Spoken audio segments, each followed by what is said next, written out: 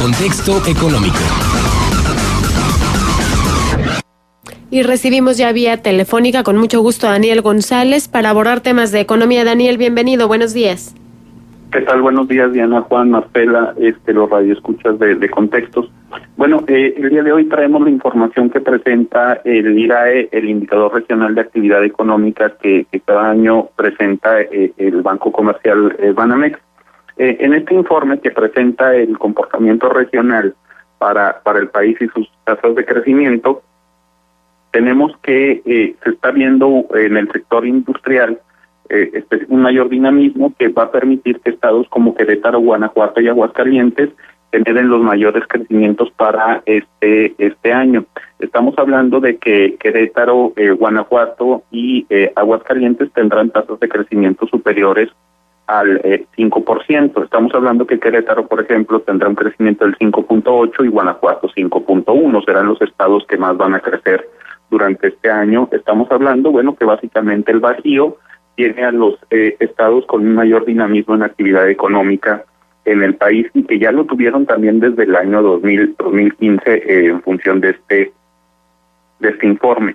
Estamos básicamente viendo que la producción manufacturera a nivel nacional también prevé un crecimiento del 2.6% y con eso, se van a fortalecer todos aquellos estados que tienen dinamismo en este sector industrial. Nosotros podríamos pensar que el norte del país también estuviera dentro de esta dinámica, y sí, pero ya no son los liderazgos de Nuevo León, de Coahuila, de Chihuahua, que en otros años fueron importantes líderes en tasas de crecimiento a nivel nacional, sino que esto se está trasladando, y me parece que es un dato muy relevante, hacia la región del Bajío, ¿no? Por ejemplo, estamos viendo cómo en el caso del estado de Coahuila el pronóstico es para el 4.4%, mientras que Nuevo León anda en el 5.5%, por dar una cifra estimada, ¿no? En este indicador regional de actividad económica también tenemos que los que menos van a crecer son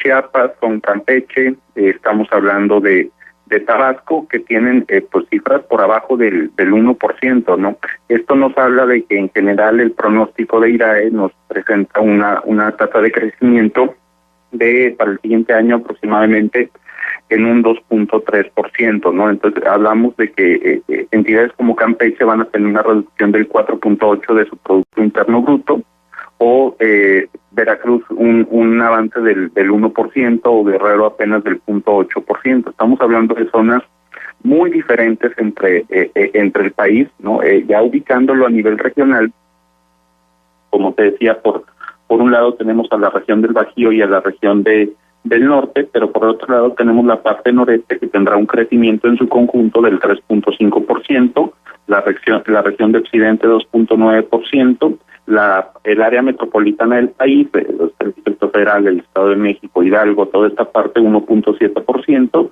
y la región sur con apenas 1.6%.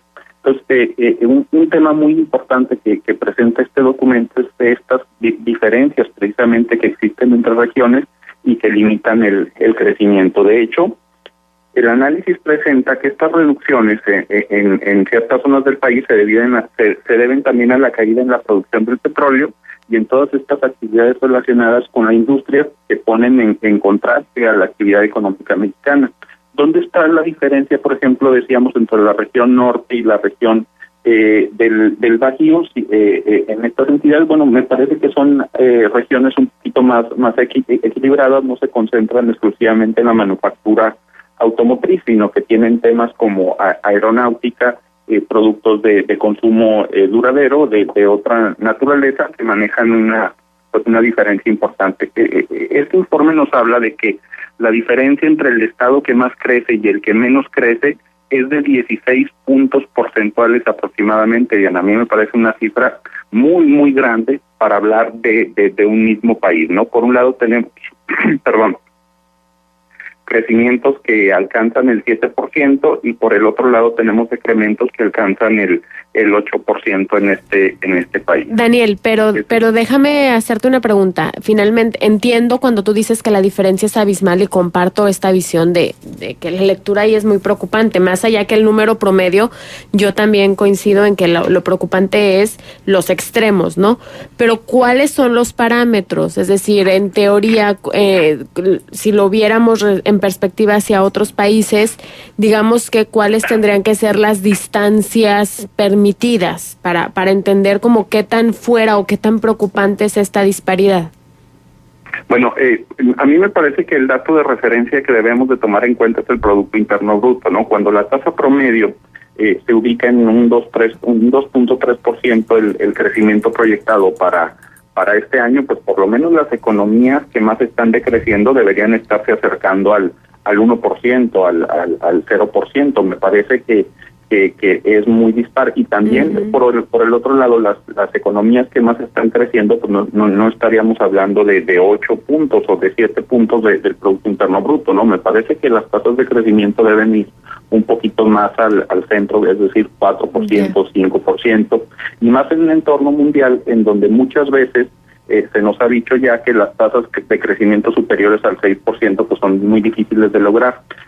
Bueno, pues con estos indicadores, con estos análisis estatales, vemos que en México sí hay estados que tienen esos niveles de crecimiento superiores a cualquier economía en el mundo, ¿no? El reto es ver cómo hacemos, me parece, que las economías que más están decreciendo puedan, digamos, equilibrar sus sistemas productivos y diversificarse para enfrentar estos comportamientos de escenario internacional, ¿no? Cabe destacar que... Perdón.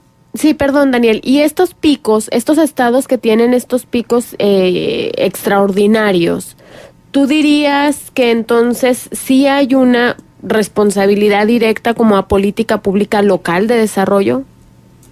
Sí, por supuesto. Es precisamente el comentario que te iba a hacer, ¿no? Tú, Diana, perdón. Adelante. En donde estamos hablando que, por ejemplo, Standard & Poor's nos está hablando que debido a los bajos ingresos petroleros y a los efectos de la reforma fiscal, tenemos entidades como Quintana Roo, como Coahuila y como Michoacán, que van a registrar este año un nulo crecimiento en función de los recursos enviados por la Federación, y que esto los está poniendo en un tema de vulnerabilidad por la dificultad que van a tener al endeudamiento. Entonces, es una información que apenas está llegando, y entonces tenemos que, por un lado, son estados que están endeudados, con la caída en los ingresos petroleros, pues van a tener acceso a menos recursos, y entonces organismos internacionales ya los ponen en un nivel de alta vulnerabilidad. Te comento, está en Coahuila, está Quintana Roo y está Michoacán, debido a estas limitaciones para contraer deuda derivada de la nueva ley de disciplina financiera que se está presentando en nuestro país. Entonces, la respuesta es sí, hay una tremenda responsabilidad en cómo se gestionan los recursos para un Estado. Sí, pero además con distancias abismales, ¿no? ¿Qué prácticas identificas? Si pudiéramos aterrizar esto como a un lenguaje común, ¿qué tendríamos que voltear a ver que sí están haciendo esos estados que superan el promedio, que no están haciendo los que están incluso en decrecimiento?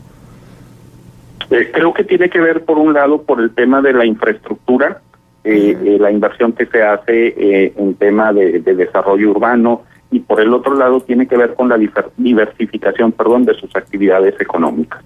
Ya, interesante, pues, y interesante, pero además pienso en los casos locales y digo que una lección muy grande, ¿no? Ese asunto de la diversificación.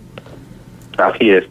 Cuando, por ejemplo, tenemos regiones como la comarca lagunera que estamos tratando de redefinir todavía nuestra vocación económica, y bueno, después de eso, de tener bien identificado cuáles son los rumbos económicos que vamos a tener para esta generación de empleo, para esta atracción de inversiones, el siguiente paso es iniciar rápidamente con la diversificación para poder enfrentar estos climas de incertidumbre global que ya son de todos los días, ¿verdad? Así es. Pues muy interesante, Daniel. Muchísimas gracias. ¿Nos dejas un punto de contacto para el público, por favor? Estoy a sus órdenes como daniarto@hotmail.com en redes sociales. Gracias. Muchísimas gracias, Daniel González, en el contexto económico de esta semana.